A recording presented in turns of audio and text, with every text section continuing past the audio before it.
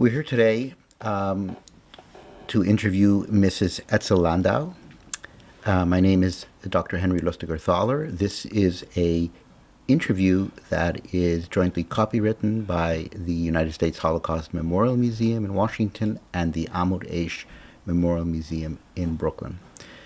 Mrs. Landau, if you could tell me your date of birth, the town, and the country that you were born in. My birthday is April 20, 1928. And I was born in a very, very little town called Rosavlia, where my mother was from. My grandmother had all her grandchildren born in a room. There was that room. She was very good with, at that time, after birth, my mother was for 8 days in bed without moving, and that was the way. But we lived in Felső, in Viseu de Sus, that is called in Romanian. I was just born in Rosavlia, and this is in Romania at the time where I was born. But that region, the region where I lived, was changing hands between Hungary and Romania. It had a mixed population, and it depended who won the war. After the Austro-Hungarian Empire separated these countries, that particular region belonged to Hungary. So when my parents went to school, they learned it was Hungarian.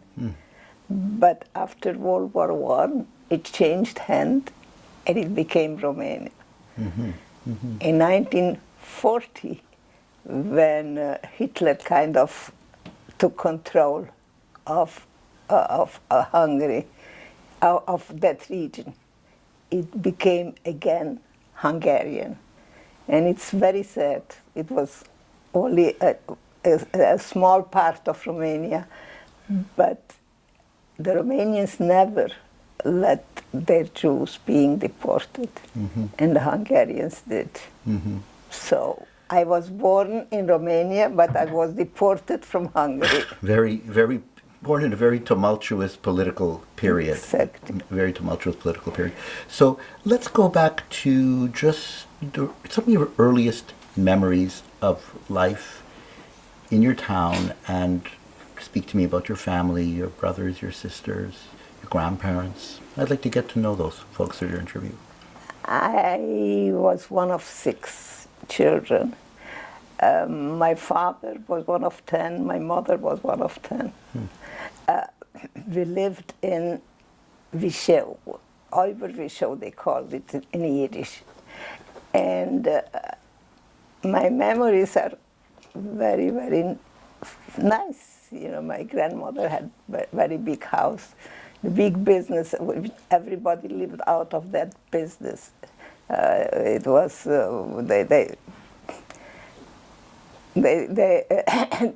my father was just doing the accounting for it. He was the oldest. What kind of business was it? Material. What do you call this? Fabric. Cloth. Fabric. Yeah, fabric business. Yeah. Well, it was big, and my uncles, my grandmother was my grandfather and grandmother was always there in the store. It was a big store. I remember it very fondly because after school we went to public school, of course, in the morning. And after school, everybody came all the kids came into the store, and you got a lei or whatever to be able to go buy candies. Or there was every day. There was very fond memories of that. Nice. We were Wisnitzer Hasidim. My parents, all the family belonged to Wisnitzer Hasidim. Everybody was Hasidish in the family. And in this shtetl, most of the Jews were from. There were a couple more modern Orthodox, but it was a small place, and most of the Jews were. So how many people were Hasidic. at the town? It's Vishue. The I town. just saw now, I looked it up, and they said that in 1941 there were about 4,500. To me, it seemed a lot more, but it was a big. It was about 40% of the population. But in the town, you would think that it was 100% of the population, because the Romanians that were out in the mountains, or in the, where they had their farms. And the main street that I remember was all Jewish. Yes. And in the class, in school, also prominently Jewish children. No, very very common. The Jews were more in the center, Center. and the Hungarian nationals were or Romanian. Very few Hungarians lived in that part. There was an interesting group. It seems that sometimes during the Austro-Hungarian Empire, they brought a group of Germans. We call them the Zitzers, Germans that lived, but they outside of the town, and they were the poorest of all.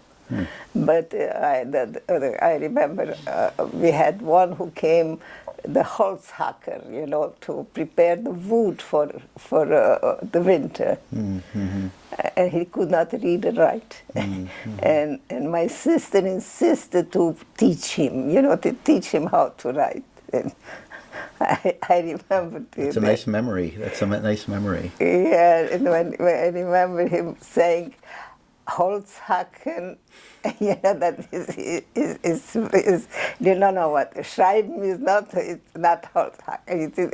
That it's easier, so much easier to split wood than to write. And not necessarily that you need to know how to read and write to be a Holzhacker. Yeah. So tell me the sibling relationship. You were the youngest or middle? I'm in the middle, I'm the fourth of six.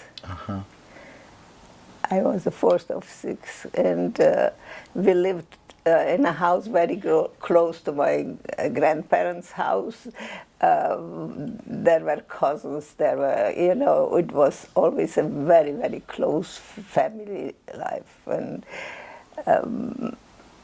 when I remember going to public school in Romanian. I did not know a word of Hungarian. Just Anyu and Apu, we called our father and mother. That's all that we knew in Hungarian.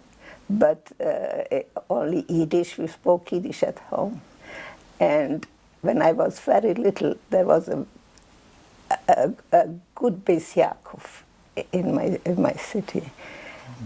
My sister was only 5 years older than me, but she achieved to learn so much, but I very little, because as soon as the troubles began, the teachers were not local. They used to be from Poland or from and they left, and I only remember. I have a picture from when I went to Beis Yaakov, and I see right by the teacher, and my best friend was the rabbi's daughter. The rabbi was very prominent, the Talmud Chochem, and he. What was his name? Do you remember? Mendel Hager. And he established a yeshiva, big yeshiva. I have a picture of it if you would like to see it. Oh, absolutely. And the many boys there, many boys in that picture. And he was the son of the Vizhnitzer Rebbe, Israel Vizhnitzer. So it was.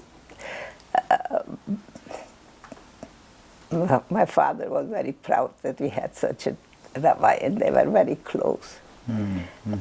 But besides the shul and the yeshiva, the big yeshiva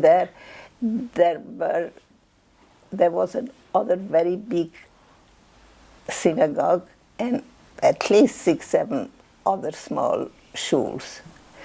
The Dayan lived across from us. There were Schochten. My father was in charge of paying, what do you call it, from the community to pay the Dayan and the Malamdim and the teachers. What do you call that?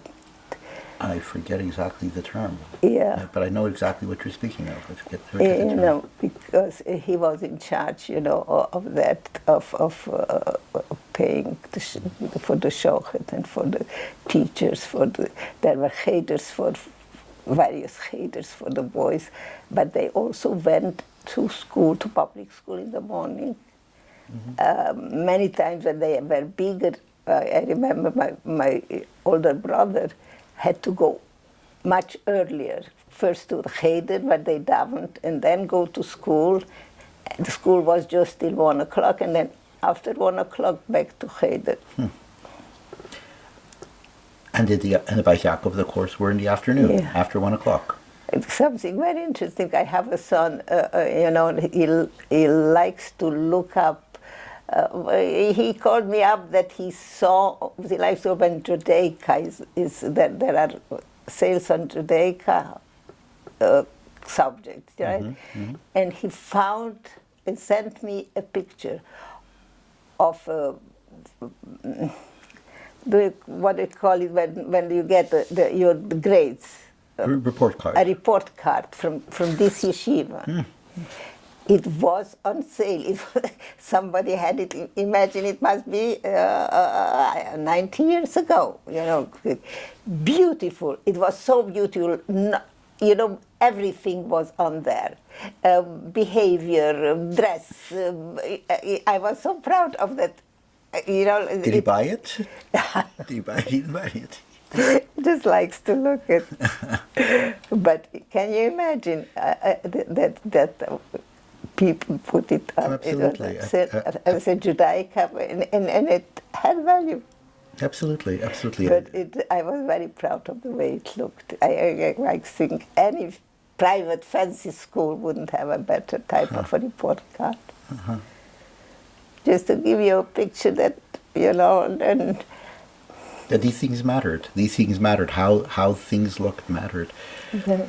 So, can you tell me about your siblings? My older sister, Bina, a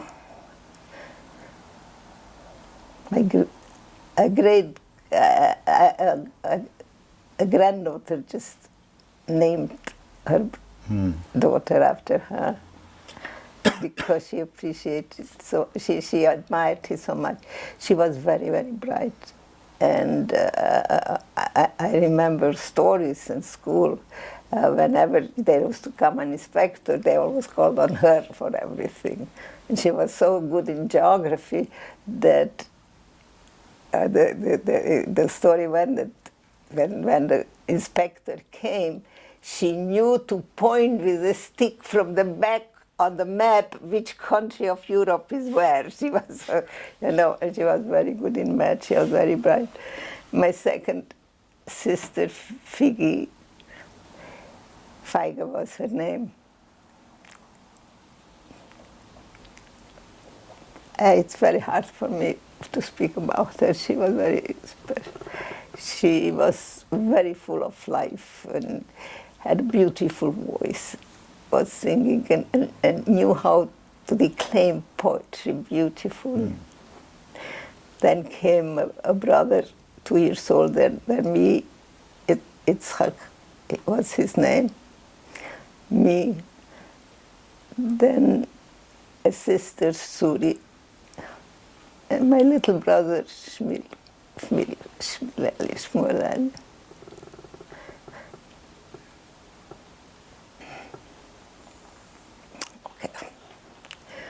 Okay, next question. Your parents. So tell me about your mother. Her name? My mother was named Hannah Stern. Mm-hmm. And my father, Avram Chaim Bretler. And my grandfather, Eliezer Bretler. My grandfather was from Poland, you know, and he married. And that is a cute story that I like to repeat, because my grandfather's sister wrote him a postcard asking, because the rabbi used to shidduchim, you know, when it came to marrying off, Sure. you know, that he recommended a shidduch from Rosavlia for a name, a daughter of Shmilele Stern. And he asked him for an opinion if it's something that would be acceptable. And my grandfather wrote back, my kids are still young, but I wish when I'll be in that situation to be able to marry somebody from his children. And so they got married, and a couple of years later, my father married also a daughter from that family, you know. Nice. So the sister sent him back the postcard. You remember what you wrote to me? And he used to. So It's a nice story. It's a beautiful story. So the summers we used to go to Rosavia, always the summers spending by my other grandmother. My maternal grandfather died very young, when I was 6 months old. And but my grandmother was able. They had lots of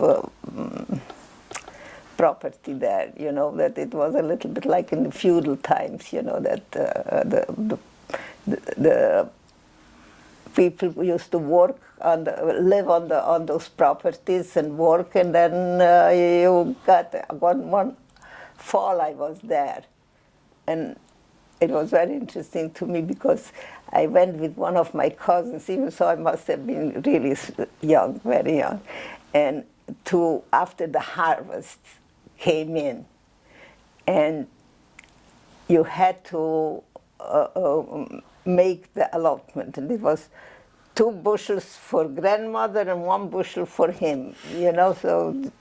Feudal, very feudal. So these vacations sound like they were just wonderful. Very wonderful, because I have many cousins there also. As a matter of fact, I ended up marrying my cousin. Marrying the cousin. So it was really wonderful there. So all in the country. I have a little story that I would like to repeat. Yeah, please. Once I was probably after first grade, second grade, I don't know what, going into second grade or what we do. We hardly knew how to write.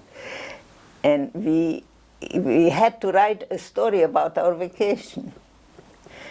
And I was very scared of dog. There was a big dog in my grandmother's house called Hitler. So when I called Hitler, I did not know what. It was called Hitler. And I wrote a whole story about my grandmother's dog, Hitler. And no idea, you know, like that's what the dog was. The teacher was friends with my uncle. And he brought him that you know, that my this. And they were laughing. I come in, they were laughing in the store. And they called me Itsel. When I went in, you know, for the Itsel, what did you write? And I said, yeah, you know, at the beginning I was so scared of them. When I went home, I liked him already. And that's why I wrote it. Just don't write about him anymore. That was it. I just remember years later. So that's how they took Hitler, for a joke. You know, nobody, you know, it's so hard for me to explain how people thought about German culture then. My grandfather was a Husid with a beard, but he had the Deutsche newspaper coming.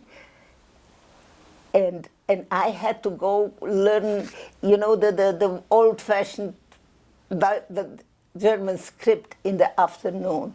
Everybody had to learn German. You believed so much in that culture. And I think that was one of the main reasons that even when were signs for Hungary, there were signs, and nobody believed it. Nobody could believe that this will last, that Hitler will last.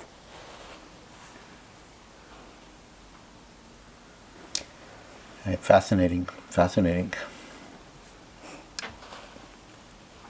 Very hard. Very hard. So tell me more about these vacations. That was a time when all the larger family all got together. Not only your immediate nuclear family, but the larger family. But the thing was that my mother sent us, they did not come, only the children. We went to the grandmother. She only came occasionally. It was very close, about 30 kilometers away. But for us, it was, I was not used, all those fields and orchards and my grandmother, like pigeons, all kinds of bees. It was very fascinating. Oh my goodness, that sounds so beautiful. And lots of cousins. We were, from that side, I had 3 cousins, 3 girls born at the same year to 3 different sisters. And so it was all together there. It was nice. Oh, how It was beautiful. very nice. There was a river and we used to go swimming. And how long did you stay in a summer? When you say a summer, you stayed a few weeks, a month? More than a month. More than a month. More than a month. We stayed more than a month. That was How idyllic. that was very, very nice. They also had what is it called when you grind the oh my A mill? God. A mill? A mill? A mill, yeah. The grain is But the one that goes the river, it was driven by the river, and there also we had to go, the kids, it was very fascinating to go there to see, all those things were very fascinating. And I was on a vacation here, I don't remember, here in America, and there was such a mill, and they gave us a tour, and I knew no more about it. Exactly how it works. And I said, I know. And he said, lady, if you want to make fun of me, he did not believe me. I wasn't one of them. Yeah, yes, it was fascinating. On the river, we used to go swim. Bucolic, it was a nice life. Nice. And that also, in that city, most of the main street was all Jewish, and in the country area. in the country area, in that small village also. But there were lots of Romanians. There were no Hungarians in that place at all. So back to then your town, and you were speaking about there was a Bais Yaakov and there was a yeshiva, and a cheder as well. So tell me a little bit about you went to the Bais Yaakov for a short period of time, but your sister went for a longer period. Right. And you have an image of the photograph of the Bais Yaakov. Right. Do you want to have a look at that photograph right now? And perhaps? Look, it's right here. Uh-huh. You see this? This is the teacher here. Do you remember her name? No, Fräulein,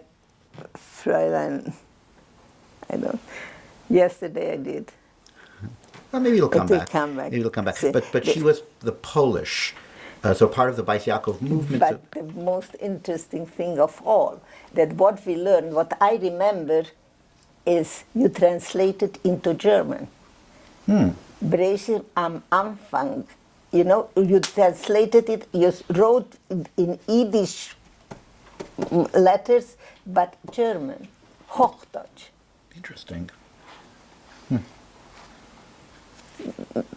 To understand what people thought about Germany. So this is the teacher. This is me here. Oh, there you are. Uh-huh. And this is the rabbi's granddaughter.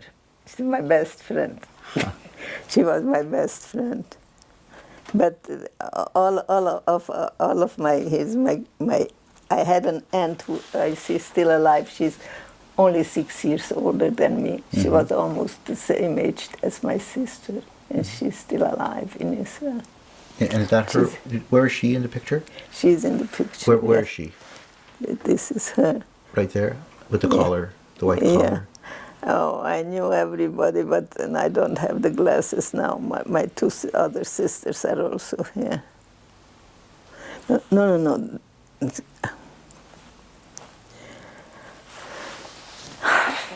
All I remember, the couple of sentences of Bereshit translated into Hochdeutsch is all I remember of my time in Beis Yaakov. But my two sisters who had, were older, they really had a very good background. A very good education. Yeah. Very good education. Interesting that it was translated into Hochdeutsch. Yeah.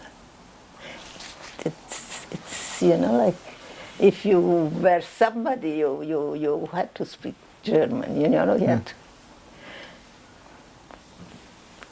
That's interesting. I think is that something that was specific to the Beis Yaakov in Romania? Because I'm not sure if that was the case in Poland. I remember am Anfang, der liebe Herrgott, it's Hochdeutsch. But I remember it's really like am Anfang nicht unheub. Am Anfang, der liebe Herrgott hat beschaffen, German. It's for me a type of understanding how we could not believe what they said and that the Germans do, or that it will last. Interesting. You have a few other pictures there, and you mentioned there's the Agudas Yisrael. Is that the Agudas Yisrael? When the organization started, when my uncle started a chapter of Agudas Yisrael, and it probably is not only from this is my uncle. And what was his name? His name? Mordechai Brettler. Mordechai Brettler, and he is just right in the middle of the poster there. Yeah. Do you remember some of the other people in the picture? No. I only know him. I looked and I only know him, and also they say here his name. And I also wanted to show you the yeshiva. Okay, great. I think we're just going to turn that. Here we go. To have an idea that, it was a small town.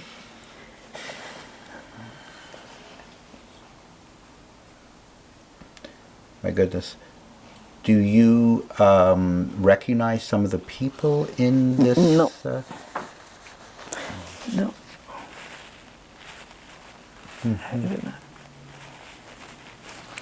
I do not, but it's just to...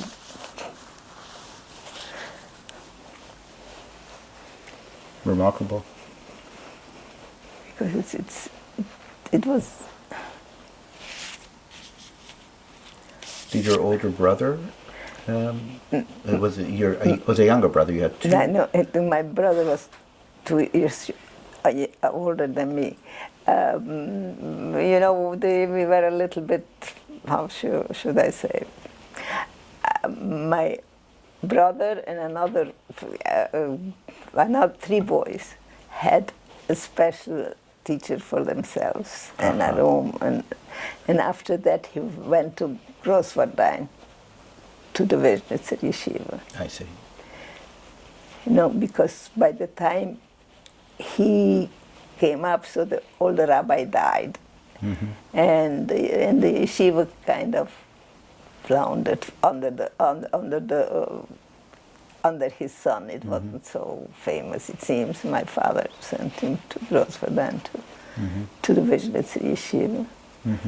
He came back a different person. After a year, he went away a boy and he came back a man. Do you have a memory of for example, the Yom Tovim in your town? And yeah, I was just saying, because probably there was so little else. The excitement of the Yom Tovim, it doesn't exist anymore, in children. It was very exciting to wait, the new dress, the new everything. My grandfather used to take me. I don't know what position he had in the Kehillah. I don't know, but I think he felt an obligation to show up in 3 different places, 3 different shuls. And I remember Simchas Torah taking me around, they used to tease me. He only likes you because you're named after his mother, that's why he takes you. But I was very proud of that. And he used to take me to these different shuls. Simchas Torah, when he came in, everybody back, he used to get Nice. That must have felt very, very special to go with your grandfather to all these different shuls. Right. It was devastating. I was 10 when he passed away, and it was devastating, very, very sad. And he's the only one still buried in Felsővízső. And I went once when I was back after the war.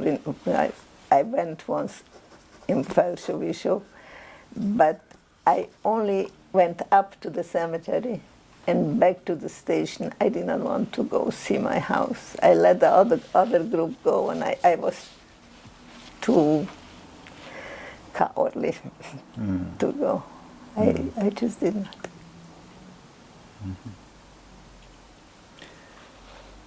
When did you get a sense of the troubles in Felsővízső? But what was your first memory of that? I was not a very bright kid, let me tell you. I did not really understand very much what was happening. But there came a time even before that, for example, you had to have the store open.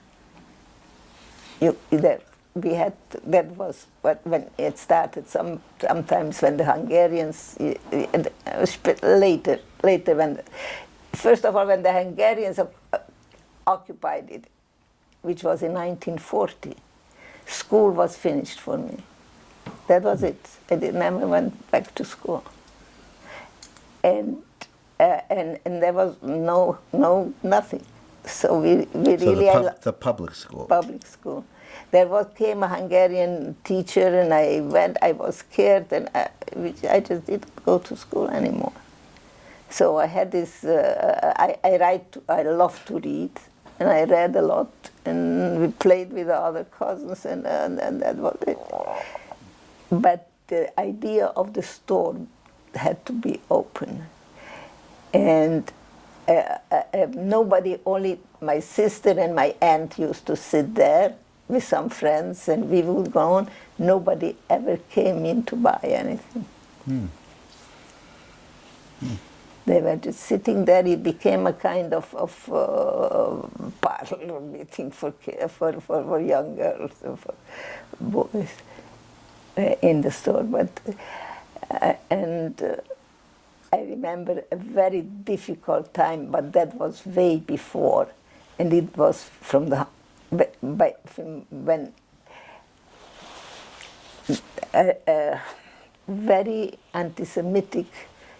I don't know if you ever heard the name Kuzarog, Romanian politician who was terribly anti-Semitic, and people were very, very scared if he gets elected. And I remember the election, the election, that there was the doctor in town, one doctor, was very, very close. He was a Romanian, but very close to my family, knocked on the window that he did not win, you know. But before that, I remember terrible fear, because there were goons going by in cars in our little town, you know, with screaming against the Jews, you know, young thugs, and was a very scary time then. But he did not win, and I went back to regular. So you had the thugs. State. The thugs. Yeah, but that was in the Romanian. That was must be in 1938, 39.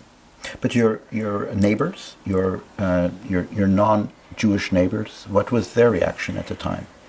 We did not have any. It was mostly Jewish. Okay. The truth is, we did not have any. So on your street, you had... we had a Romanian maid, a sleeping maid. She told me if I did not say Modeani in the morning, she said, no coffee, no, you know, you have to say Modeani. She was there for years and years. But we did not have contact very much with. They asked me if I had non-Jewish friends. No, there weren't any around. Even in the lower classes, you know, they came. Let's say they came when they were a little bit bigger. They did not go to school. They did not live close by. There was nobody. So you'd mentioned that from 1940, the school system was over. The school was over, but the Jewish schools, the Baisiakov, the Haiders, the Haiders, yes. Yes. Oh, the Haiders, yes, Continued. but for the girls. Uh-huh. Oh, the Haiders, yes. That was very. Haider always Continued. continued. The yeshiva also, but it did not have the same, you know, when the old rabbi died, it did not have the same luster, so to say. But like the Haiders, of course, everybody.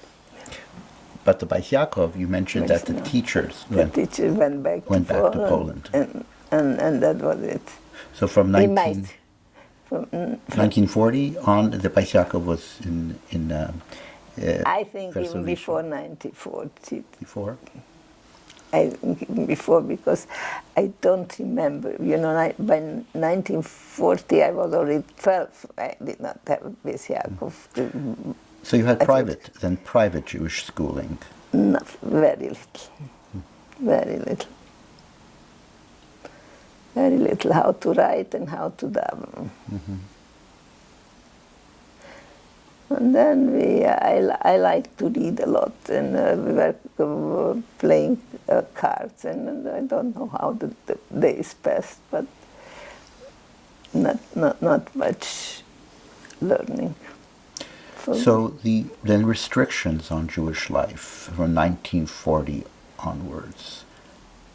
I think mostly what I'm telling you about the store, that was a tremendous thing, you know, but it seems in that small town, they made do.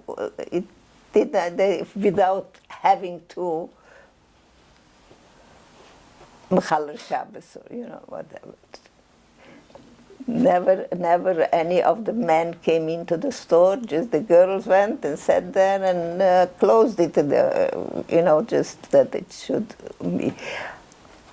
Otherwise, I do not remember any except of this. But it was. I had two cousins who lived in Hajdunanash. You know, and they. Their mother was not well, two boys, my age, you know, more or less. And they also came to the grandmother, that they stayed by my grandmother, but mostly with us, and we played together, but spending days together, a group of cousins and friends, but no schooling. That one also liked to read a lot, so he was always sitting with a book, and I liked to read. So when did life begin to change because of in the town?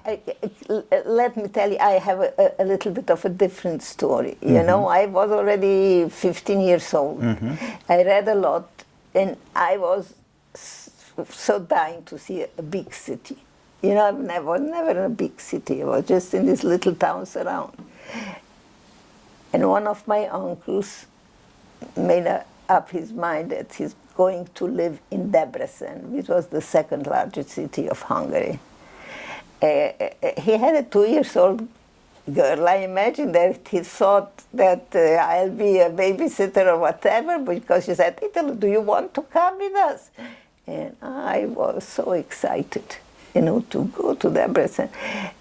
And okay, I got a new coat, and new dresses, and then I went to Debrecen. I was so excited. And we arrived in Debrecen, and everything I hoped for was true, because my uncle had their brother-in-law with girls older than me, and they took me to the theater and to the opera, and I was so happy, you can't imagine, for 2 weeks. And then the Germans occupied Hungary. And you could not go any place. You know what the story is, by the Hungarians it was very short and it's really short. But by then they had it down to a science. Everything went so bad, so fast. The moment they came in, and I'm sure that the collaboration of the Hungarians helped a lot to that. But in no time, where the ghettos established and deportation started. In a very, very short time, they really had it down to a science. In no time, we were in the ghetto with my uncle. You could not call anybody, you could not travel any place, you could not, I did not know what was happening, and I started crying, suddenly, because I imagine it was because I was so happy, and suddenly I'm away from my parents. I was so sad. And so all I wanted is to go home. And in no time we were in the ghetto. And the ghetto happened to be around where my uncle's relatives were there, with these girls together. And so we just moved in to them. But there was I never can understand how really there was a guy there, which they called him the Michiganer, the Michiganer. The Michiganer was a Polish Jew who knew everything. How? I cannot tell you. I really cannot tell you how.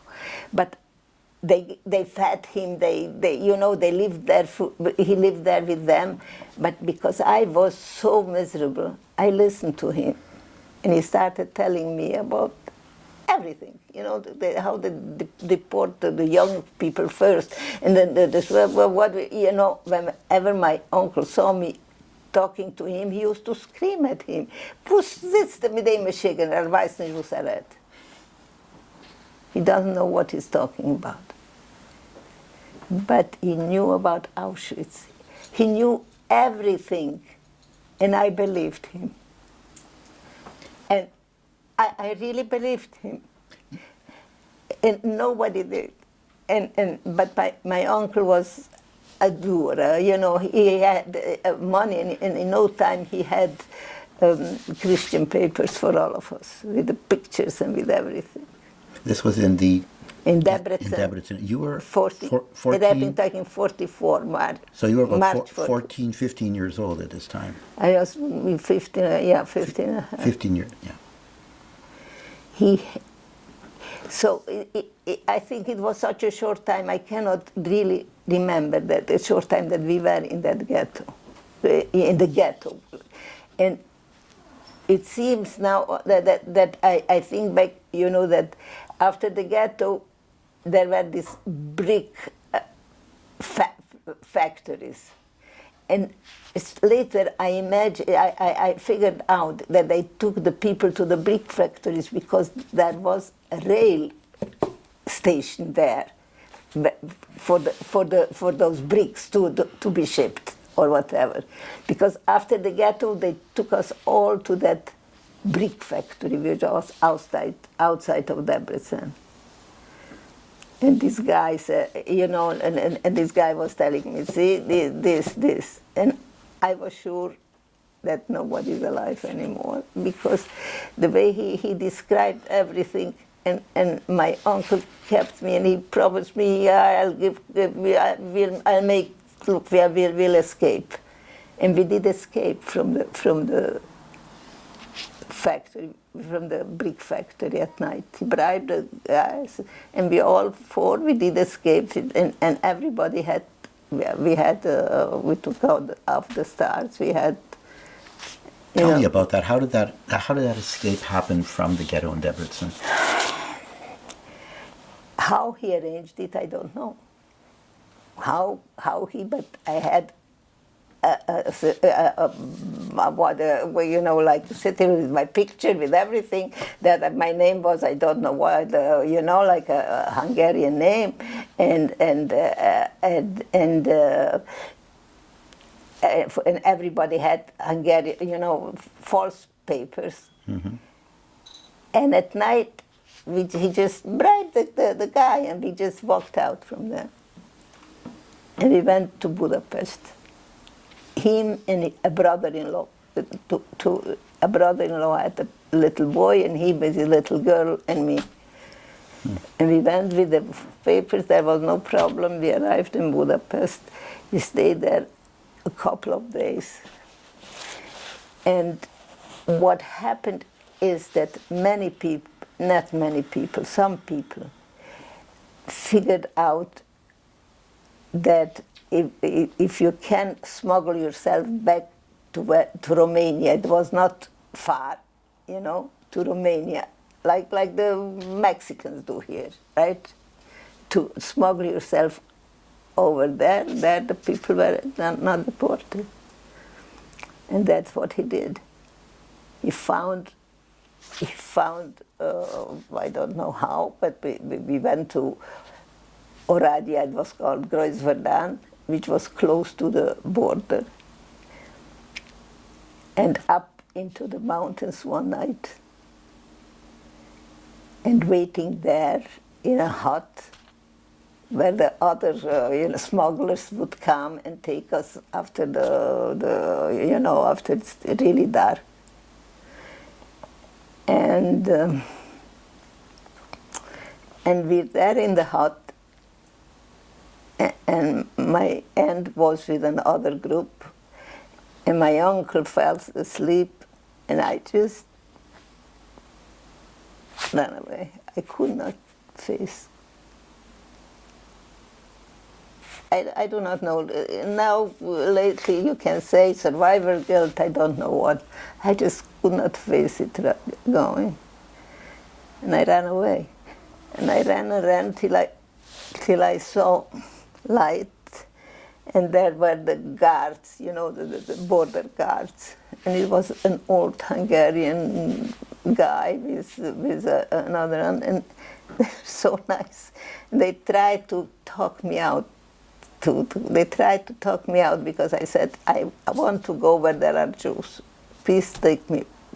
I did not want to commit suicide, but I wanted to happen to me what happened to my family. I must have been very deeply depressed, you know, from that high, you know, and There were no more Jews in Grossverdijn. There were no more Jews. They took me by train to various places. There were no more Jews.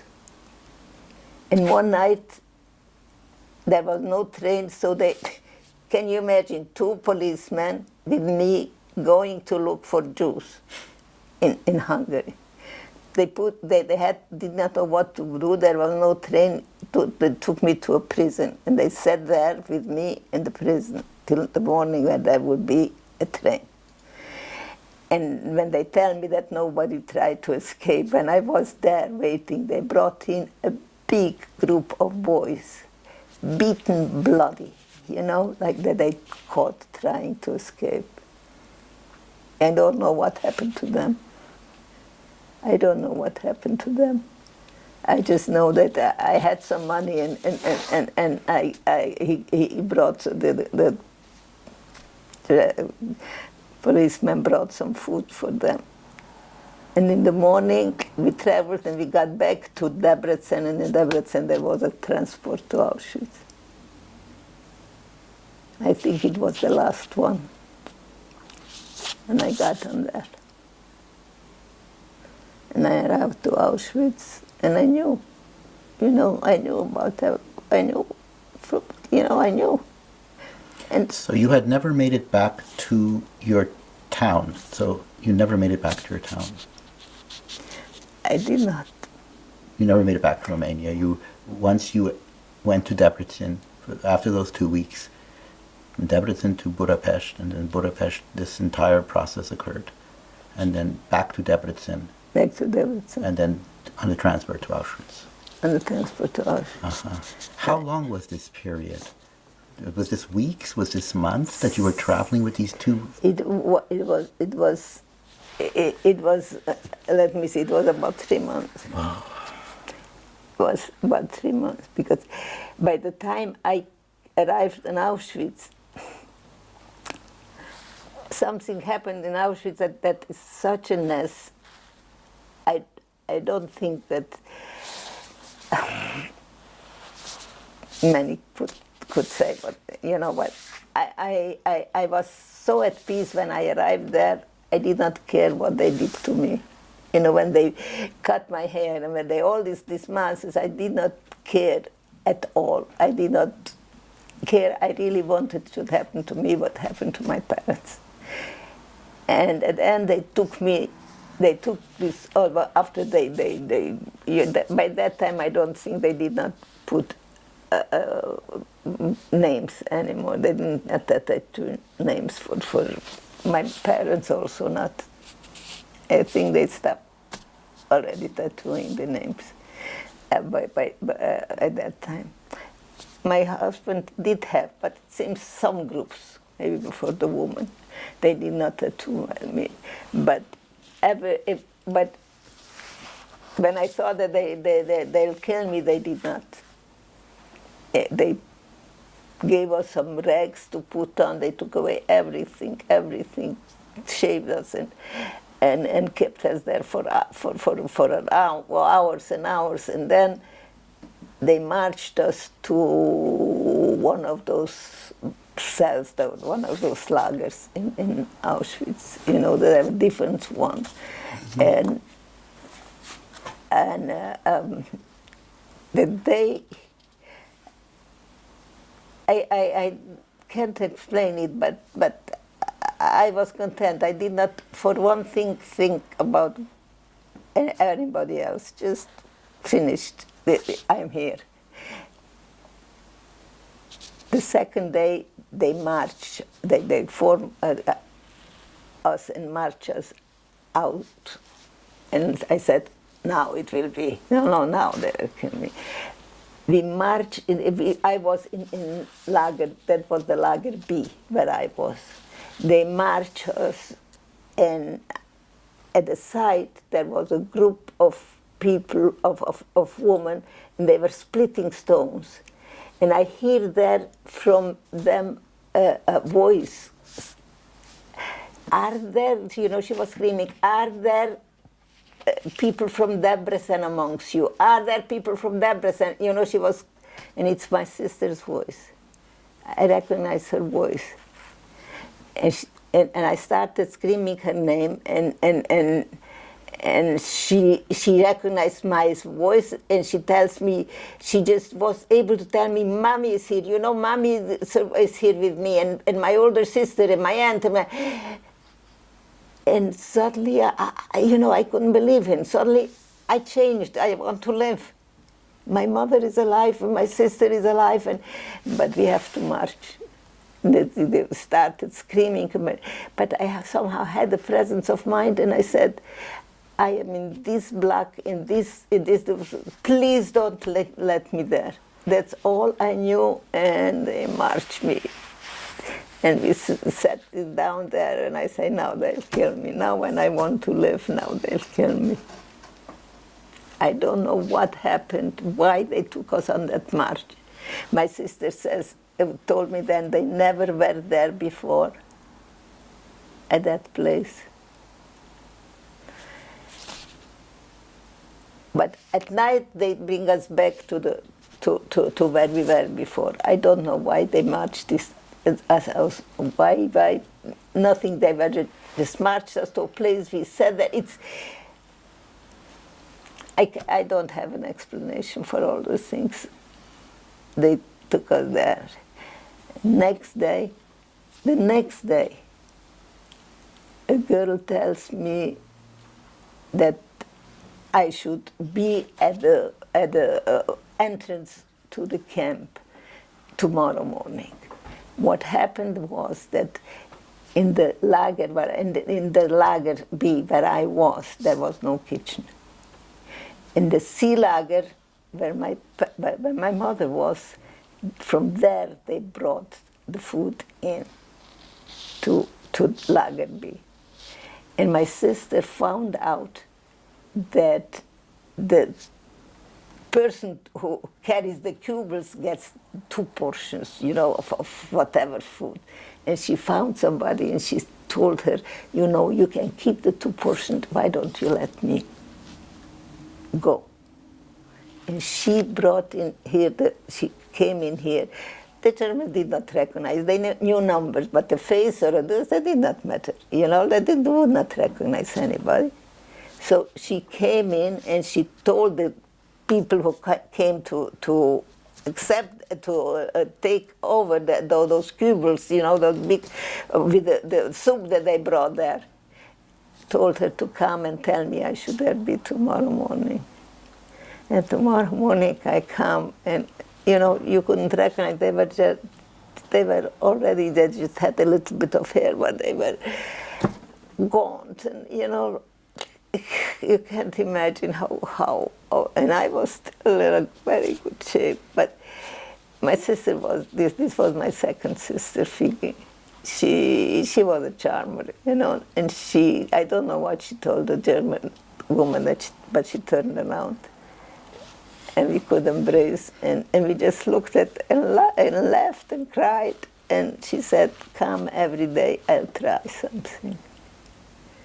And what happened? She found a girl who knew that she has an aunt in Lager B. And one day, she just switched. And I come there, and there is my mother and my older sister and Figgy and my aunt and cousins the same age from Brazavia, from my mother's side. But the big problem, I look completely different from them because they're already emaciated, and so they had to hide me.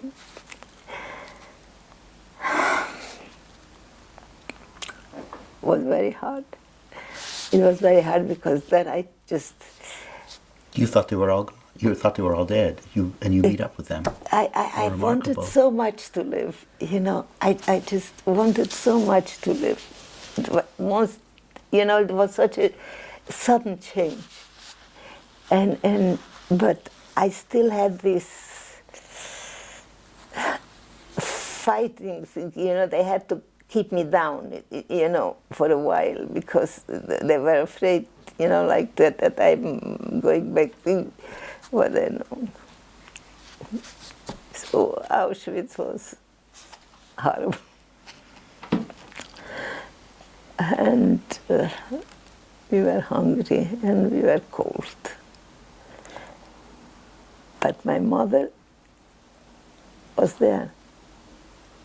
And her motto, you know, always, vergesst nicht, wer ihr seid, don't forget who you are. You know, she was trying so much to keep the spirit in us, don't forget who we are. And when I do not know what would have happened with me if I would not have been with my as far as religion, as far as life, as far as anything, I don't know what would have happened.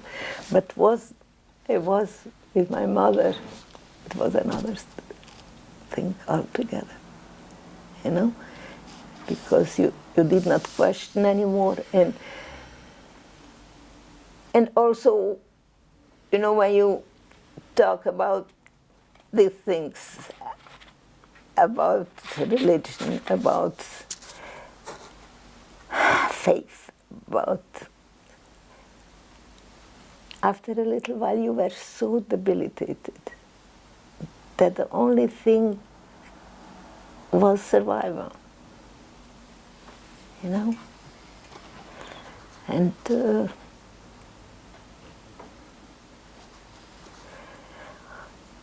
so after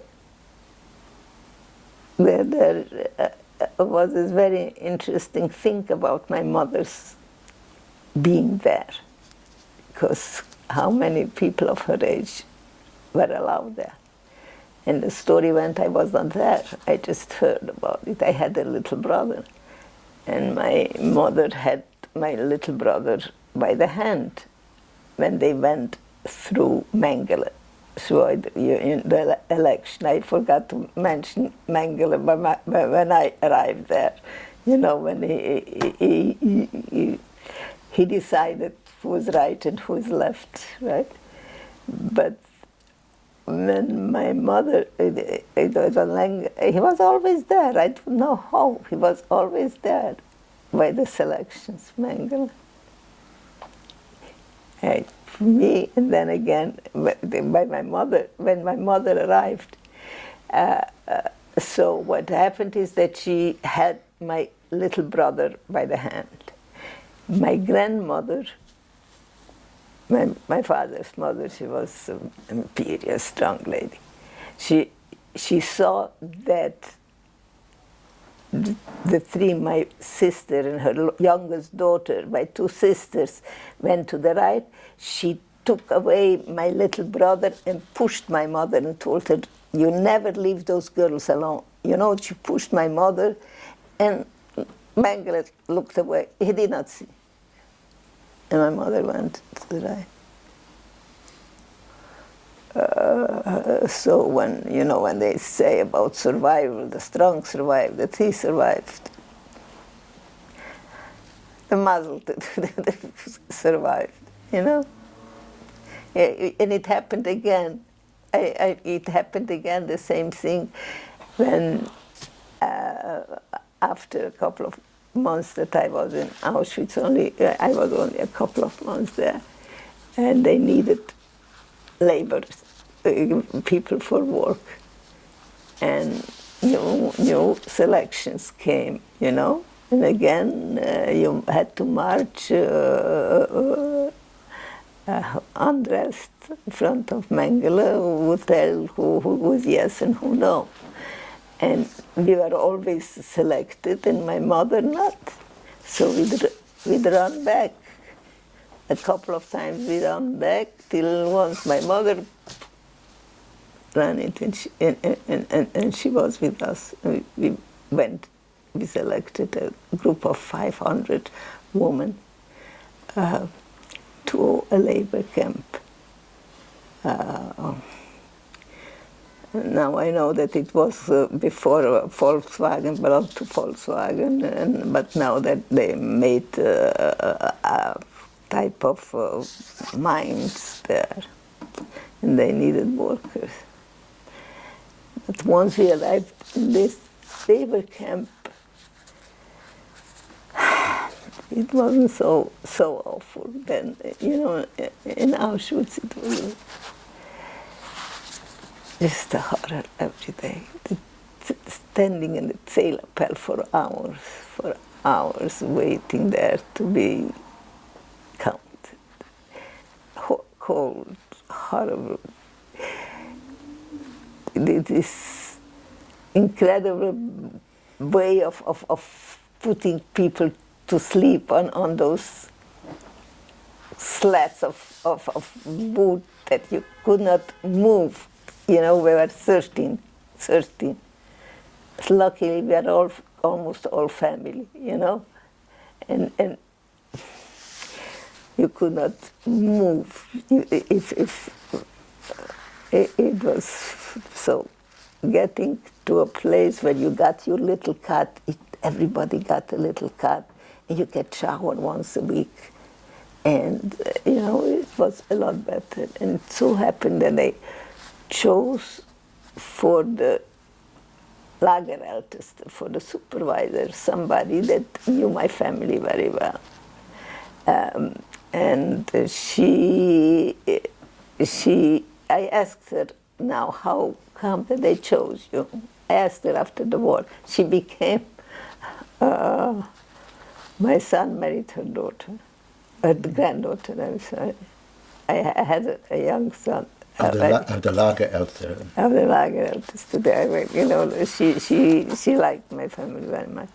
So what happened, I asked her, how did they pick you to surgery? She was a young girl, 22, 20, you know, like a big girl. And she said that she thinks that they realized that they took days to come, you know, the 3 days to be in the car, in the wagons there, in this wagons there, and that she organized. Do you take this one and do, you know? She saw that everybody lets themselves go. And for example, they were with the, you know, the urine or whatever, that she tried to organize. Let's one do, you sit down and I stay. She tried to organize the people there, that everybody should sit down where they can a little bit, or take out and then she said that maybe that the Germans saw her do that and advised the people she would be a good leader, take her for Lagerälteste. Mm-hmm. And she was really, after the war, people said, oh, she was so good to you. She was to you guys. She really was good to us guys. But she said, I never took anything that wasn't given to me personally and given you. Only what they gave me separately. And she told me, you know how I did not realize what she did. She realized to the way she said that, you know, like they brought those cubes, those containers with the soup, whatever soup there was. And she said usually in the bottom was the best, because there were some morsels there.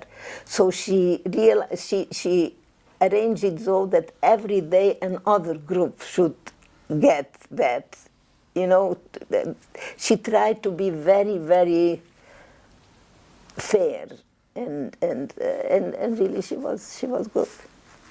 She had 500 people to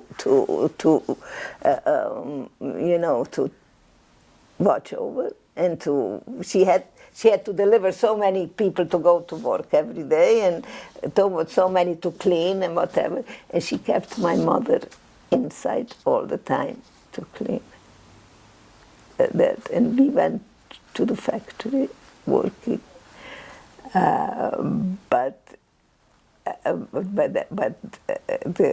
were bombing already there a lot then. And suddenly we became a precious cargo. We had to go down to the bunkers, you know, when they bombed at night. And so it was very hard. We could, you know, you did not sleep, work and hard, but there were such rooms there, in the bunker. What do you call it? The barracks. No, under where you went when they bombed against the bomb. What do you call it? The shelters. Shelters. Yeah.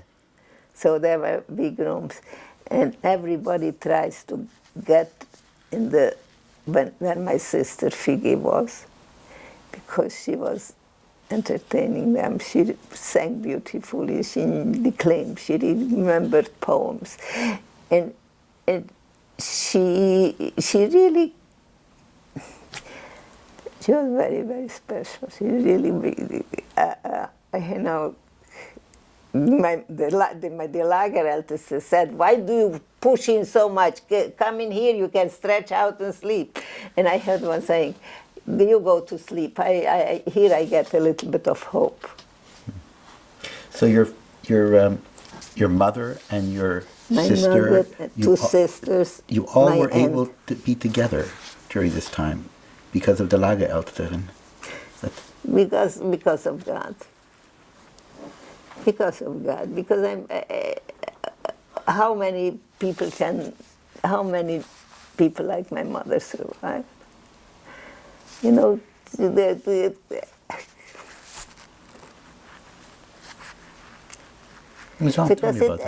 you call it what you want. Mm-hmm. You call it what you want, but it's not seichel, it's not strength, it's not.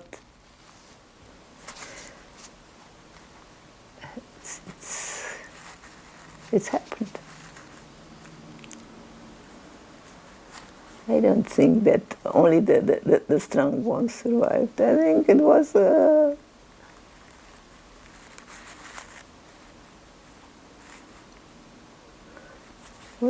What I think when I look at all the pictures of my kids and this, I think it was that's why it was supposed to be.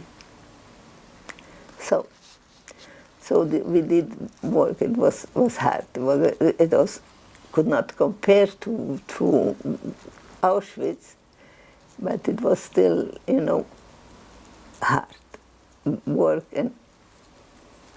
and suddenly I started coughing very much. And it seems we had a cousin. I had a cousin who had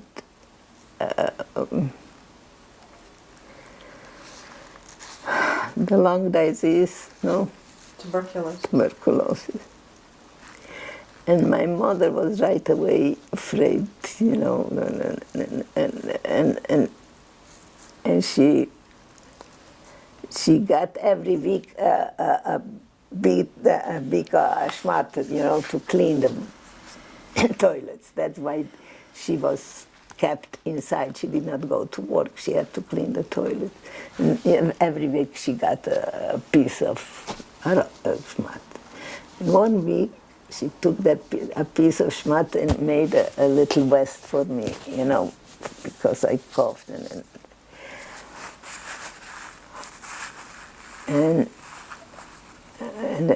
the German caught her for doing it, and she hit my mother. Anyway,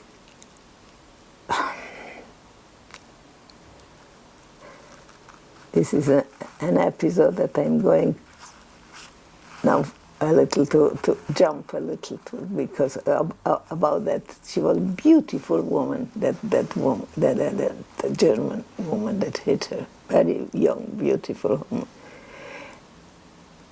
Go past a couple of months and we are liberated, and we walk in the street and we see her beautifully dressed, very nice. It's a group of us. And we go around her, and now we'll teach her a lesson. We knew where the Americans are, and we'll take her there, and they'll punish her. And we take her there, and in no moment they say, yeah, we'll take care, and they push us out. And when we pass by a couple of minutes later, we see her there with a cigarette sitting and all the soldiers around her. And we start, why didn't we hit her? Why didn't we cut off her hair? Why didn't we? And my mother said, because we are not them.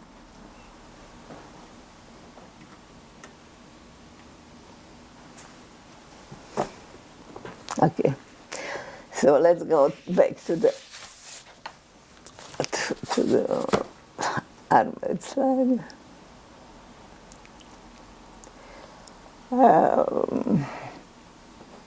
As you know, this was not very long. And we were lucky because my older sister also got sick. She had fever, and if it went for my Lagerälteste, she hit her. And we survived. And then came my older sister, knew exactly, she was very good at math and at everything. And it turned out that she really knew she was right when the holidays were. And she remembered a lot of the prayers, and she really knew. So, and my mother, every Friday, she used to take a couple of, you got a little piece of margarine, and in a corner, away in a corner, she would try with a little bit of thing to make a glass and to light candles. And you wouldn't believe, there were many who were not religious. There were, in this group there were a lot of people who had never said food. But they came, they used to like to see her do that. Because it was with such fear, and just trying to make Friday some candles. Beautiful. And then came Pesach, and we did not eat the bread. We ate everything else, but we did not eat the bread when we collected it. And the fear that they will steal it from us, they'll steal. You can't imagine. I remember the hunger was terrible, but we did not eat the bread for the whole day. And nobody stole the bread. And then it seems that the Americans, they I don't know when it was, but it was after Pesach, that they evacuate us, because it seems that the front came closer and closer to where we were. And they evacuated me again for days in those cattle cars for 2-3 days. Horrible 2-3 days. And but when we arrived to the destination, suddenly at the camp door, there is my cousin there. My cousin from my mother's side. And then when they selected the people in Auschwitz, they needed 500 women for one factory and 500 women for the other factory, and they happened to be in the other group. So and we arrived there, and she was there, the Lagerälteste. And they were all working or in the kitchen or this or that. I was famished, I was so hungry. And all I remember is that I could not, nobody worked then anymore, it seemed. You know, it was close to the end. And I was so famished, and I could not stop eating. And they used to bring me more and more, and I was crying and eating, because I was sure that I'd take away their bread. You know, that they're sorry for me, and they give me, I could not believe that they have enough, you know? And by the end they said, but we have enough. You know, they really had enough.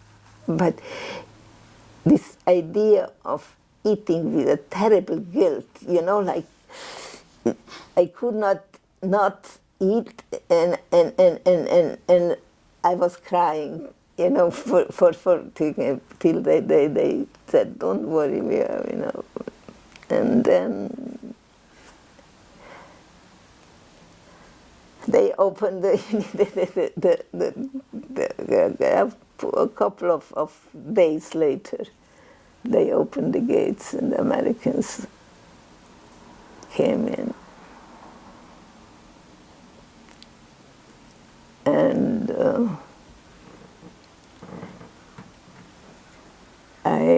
it was interesting that I the first time when I saw a black man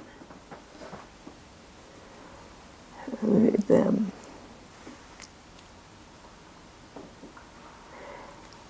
and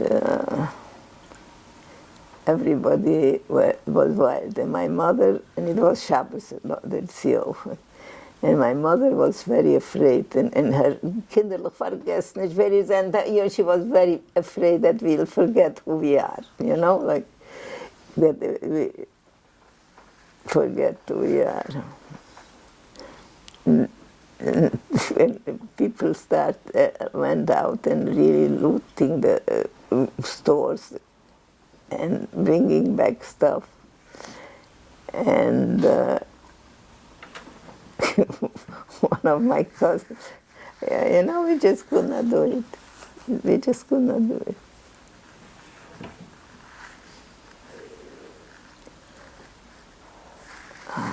But it wasn't a happy thing, the liberation, because till then you did not think so much. Now suddenly you were faced with what really happened, and not knowing. And I think for 20 years I was still sure, maybe my father, you know, he is there, maybe, you know, like that, accepting the facts and not knowing what happened. And I think that was the hardest time.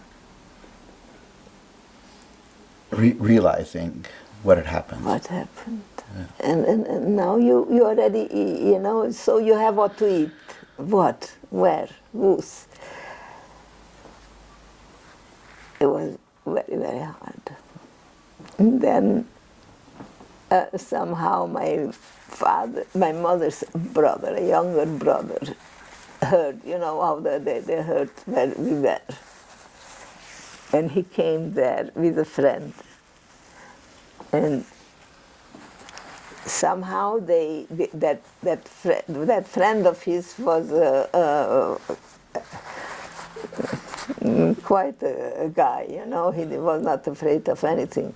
And he spoke German, and he went and he told them that he needs an ambulance, a big car, or a big, well, I don't know what a big was, in some city. And he got a big bus. And I don't know why we thought that we'd go to Switzerland, because there we were fine. You know, in Switzerland, everybody will go to Switzerland to find the ones that survived. Why we thought so, I don't know. First we wanted to go home. I forgot. First we wanted to go home. We go home. So the trains were very, very not in time or whatever, but we got on a train and we were already in Austria and were already close. What happened is that an Israeli, they called it brigade, an Israeli boys came on the trains and tried to explain to us what it is if we pass the border to the Soviet occupied zone. We had no idea of that. And they said, probably he hoped for us to go to Israel. I imagine that. When you say for us, you're saying who exactly? So yourself, your mother? But by that we were already all the cousins together. I had about 8 cousins and an aunt who also survived from my mother's side, and an aunt from my father's side. We were about 12, 15 people, and there was this uncle of mine with his friend who kind of took care of us. Right? So we're going home, right? They allowed, they were scared enough to allow these survivors to go on the trains and whatever. I don't know how he arranged it, but when we went to try, we did not have money. I don't know how he arranged that. But when these guys, these Israelis came up and said, once you pass by there, you cannot come back. And he tried to explain us the situation. We had no idea. We were very debilitated yet, and we had no idea.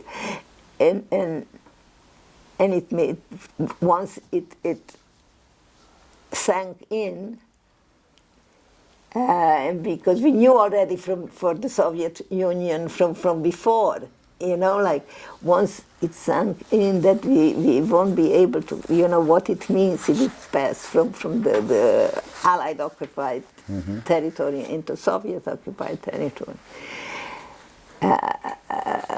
We decided not to. But my sister, my aunt, and my other aunt, my 2 aunts said they'll go. But they wanted to go. They wanted to go. And then we'll see what will happen. Back to Romania. But to pass, and they went. And they really could not come back for a very, very long time. But at the end, what happened, so we said, then let's try, in Switzerland. Maybe in Switzerland everybody will want to go there. They were not in the war, and things never trying to have hope from something, from somewhere. Somewhere we'll find somebody, somewhere will tell us. Well, of course, when we got we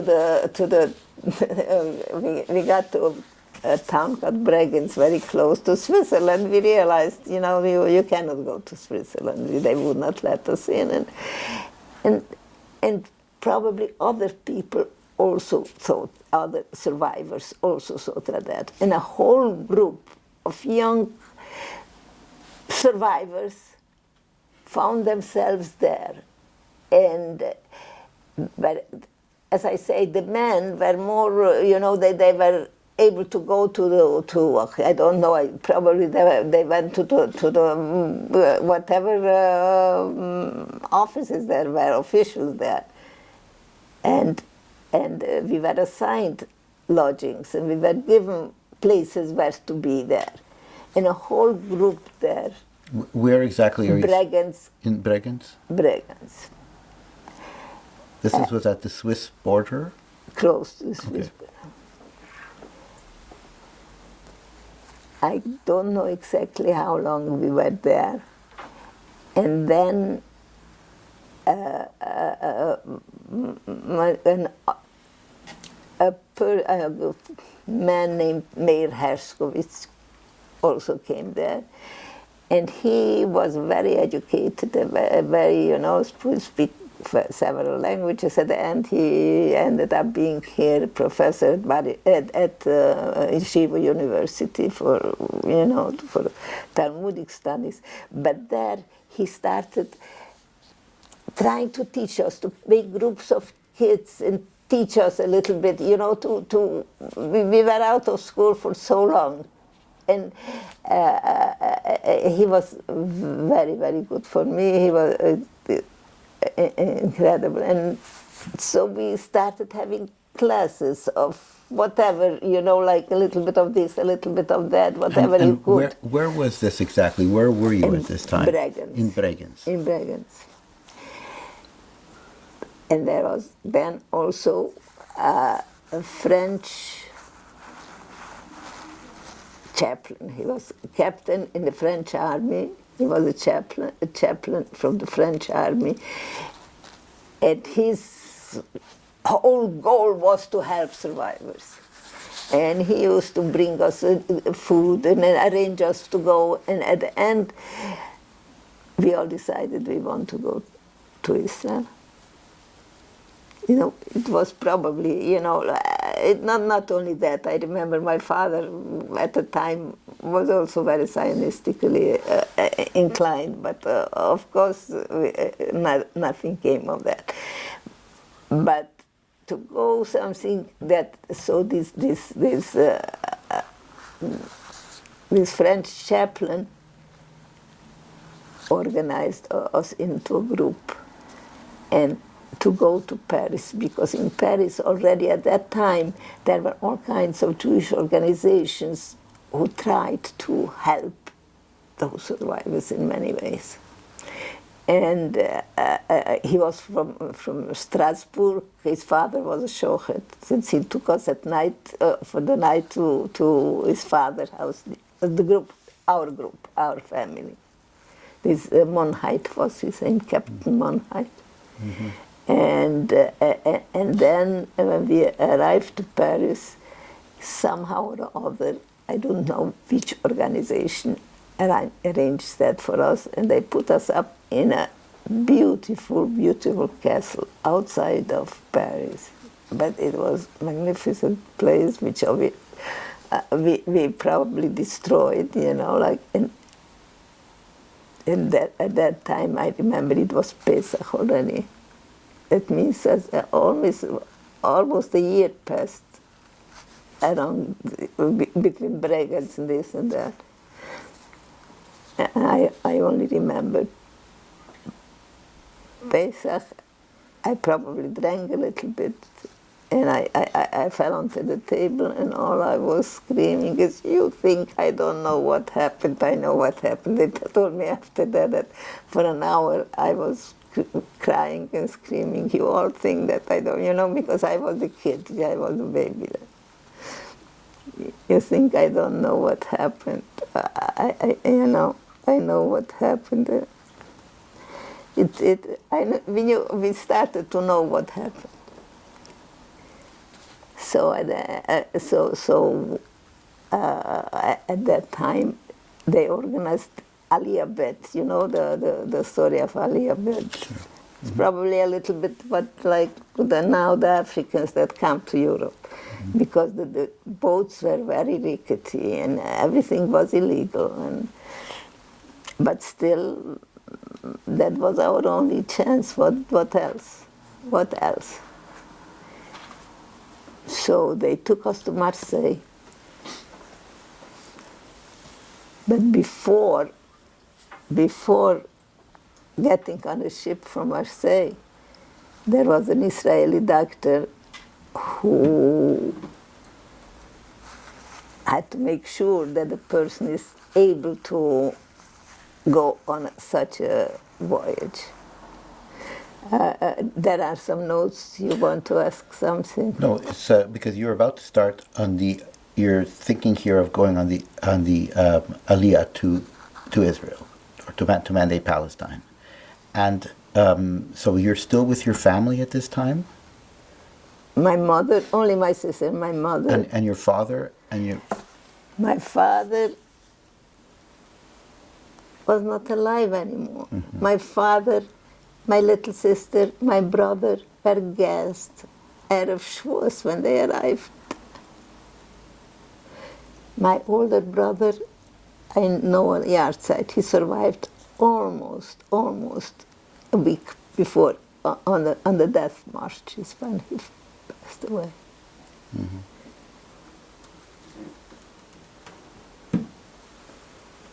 The only ones that survived were the ones that I'm telling you.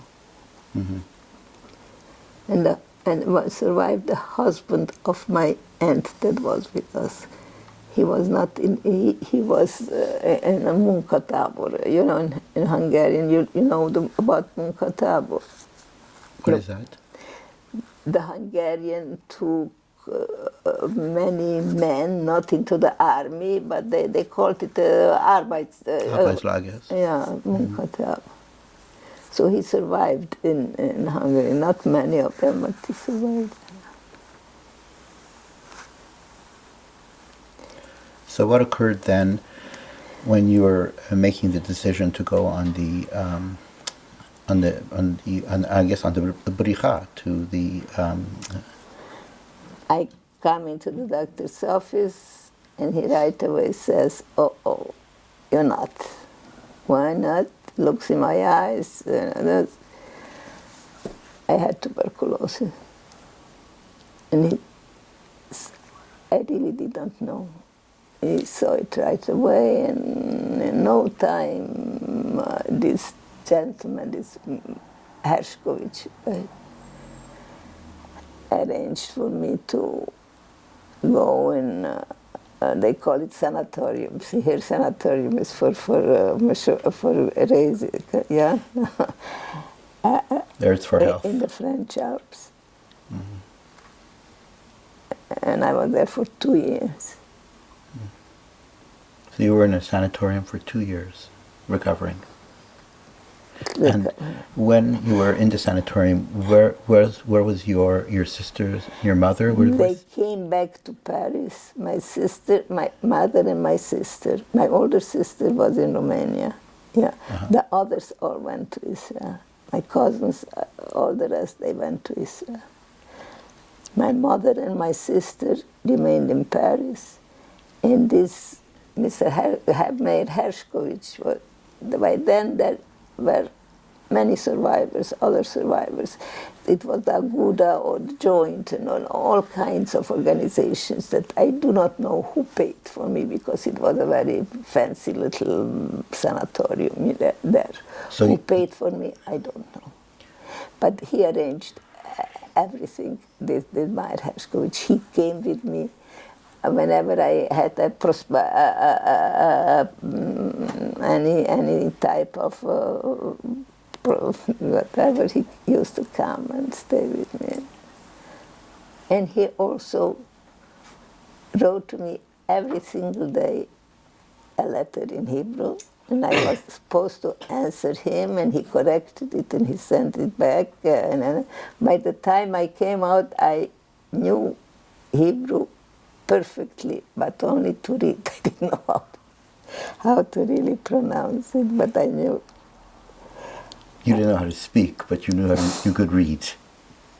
Yeah, yeah. So you were in the sanatorium in outside of Paris for the Alps. In the Alps for 2 years, and then did you have any contact with your mother? We wrote each other letters. Once she came to visit. Once in the 2 years she came to see me. I was not allowed out. And you were there very, very isolated. You know, it's a terribly contagious thing. How nobody got it, I don't know.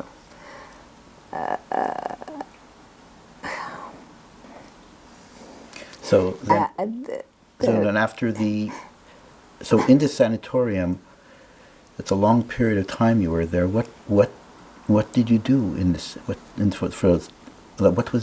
were you doing during those 2 years? You were very isolated. You were isolated in a sense. I had a room to myself. I became I was probably the youngest there, and I was the only survivor, and I was kind of, I did not know French, and there was this young woman who spoke German, French, plus German, and she became kind of my mentor, and I was sat with her by the table. I ate trade for everything, and without thinking, and I did not have what to read, and then they brought me a lady who was professor of languages from the Sorbonne, and a very odd, peculiar lady that had a little chalet there in the hills, and she used to come to visit me and bring me German, whatever she had, whatever German book, she spoke German very well. And she brought me, like, by the time I left, I knew, I knew many poems of German by heart.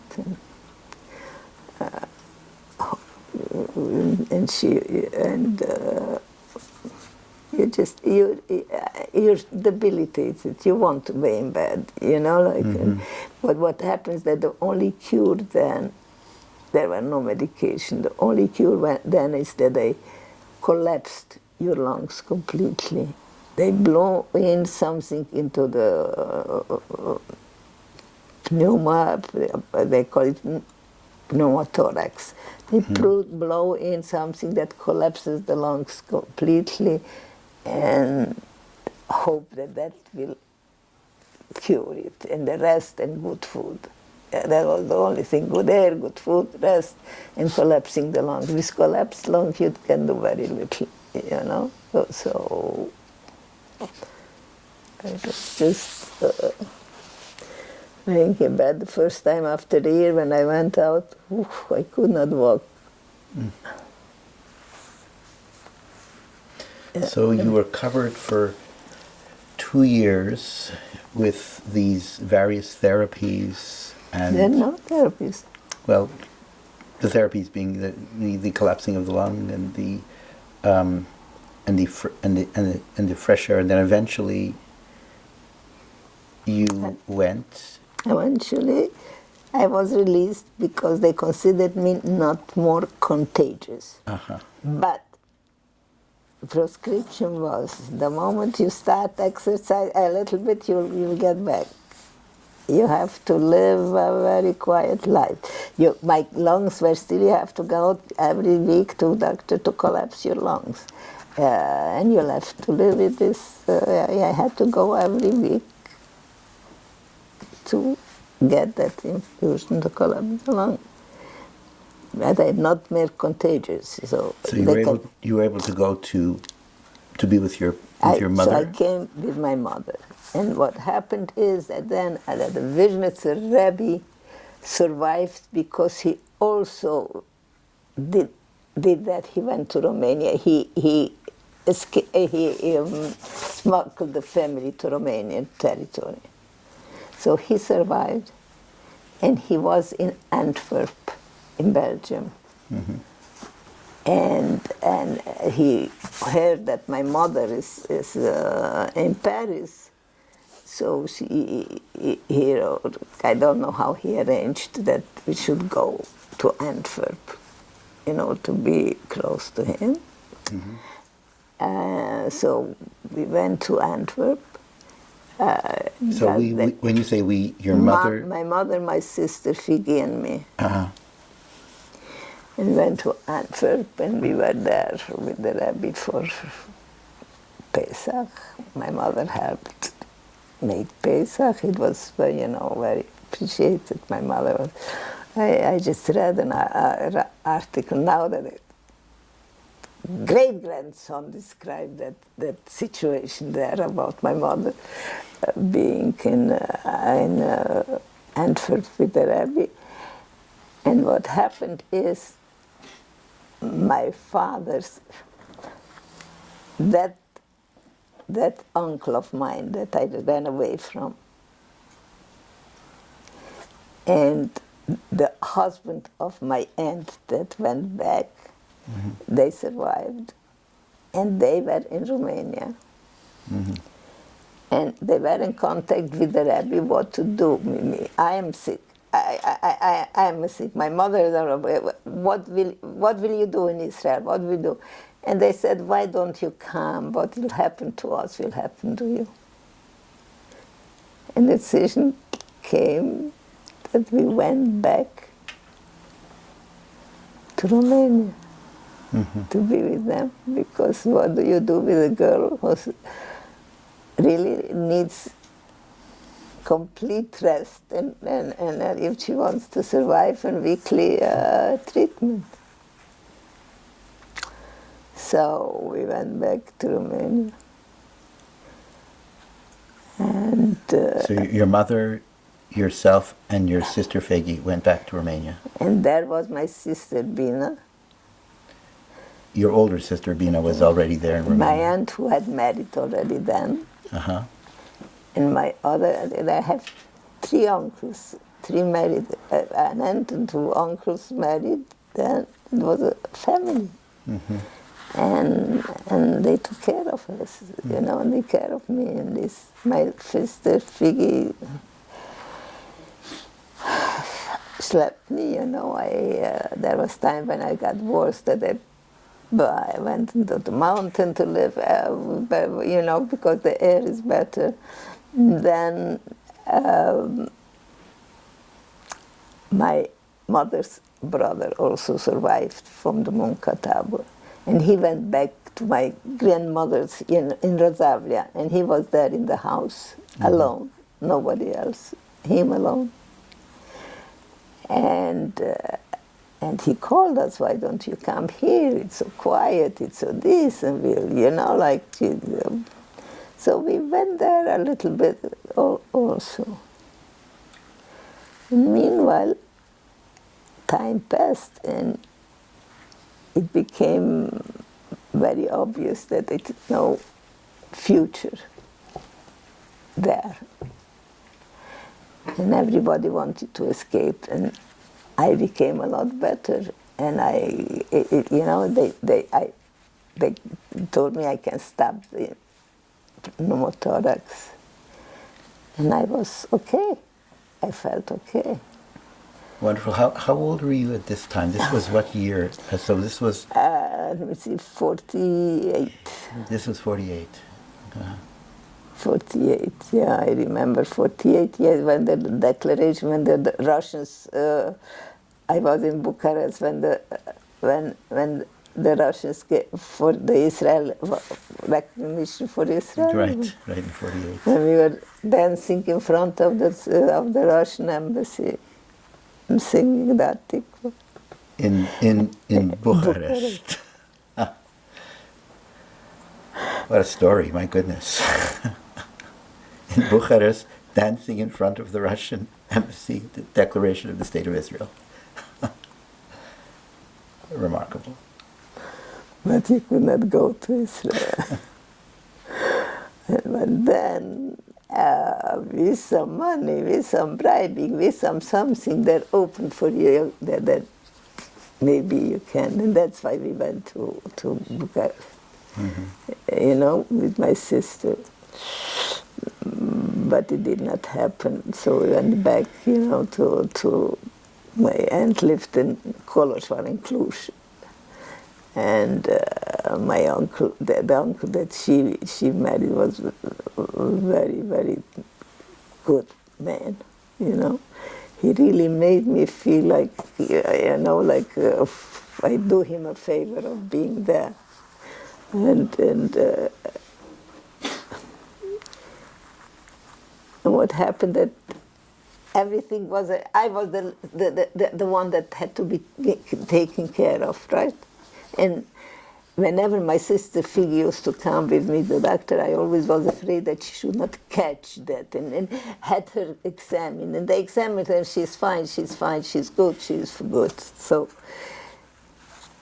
comes end of 48, beginning of 49, and people see that, you know, there is no future for young Jewish from people there. And again, there is a way of smuggling yourself into Hungary, and from Hungary into Austria, and then whatever. And who is the one who will really be the doer in the family? It's Figgy.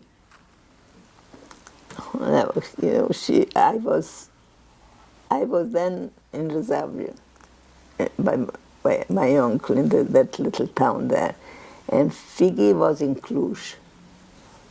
And a group, she said, I'm going to see, and if God, I'm going to try with the other group of people, they are going to try to escape to Hungary. And then she'll write us, she was the doer. I was, as I say, I was not there. What really happened that she went with this group, and you had to climb a mountain, and she started to cough and cough and more coughing, and she was afraid that she'll attract attention, and she could not go more, and she told other people to go ahead, and she sat down, and she came back to Kolozsvár and went to the doctor, and she wrote to me, to Resavia, describing all this, and she said how the doctor started examining her from head to toe, and that she has another appointment by him tomorrow. And that night she liked to dance, she liked to this, I don't know what. That night she died.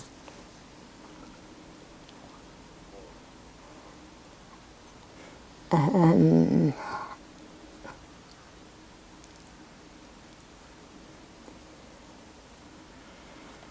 for me, that was, I think, harder than everything.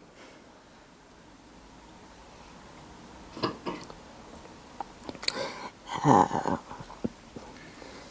remember one of the acquaintances, when she heard, she told me, it's like saying that life died. You know, she was life.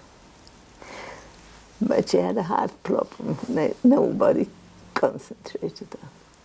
Today probably that wouldn't be a problem. And that big doctor, when he came to the Shiva, he was screaming. It was terrible. He died.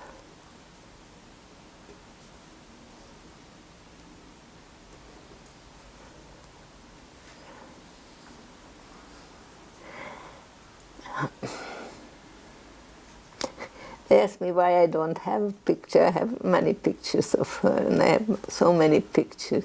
They asked me why I don't have a picture of her. I said I could not function. I don't think I could function if I had a picture in that.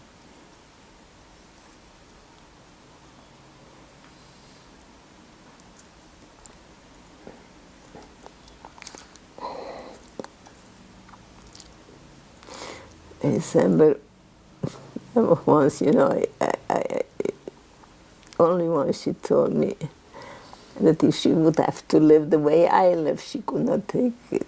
She would not want it.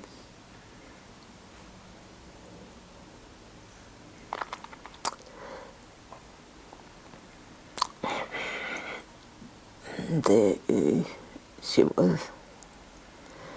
was buried in Kolozsvár, but my uncle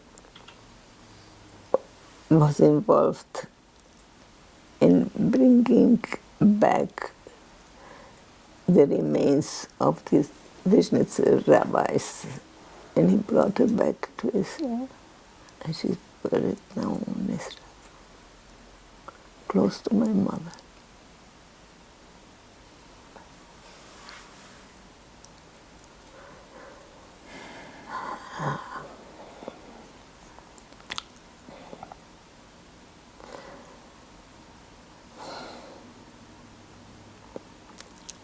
Okay. Okay, what next?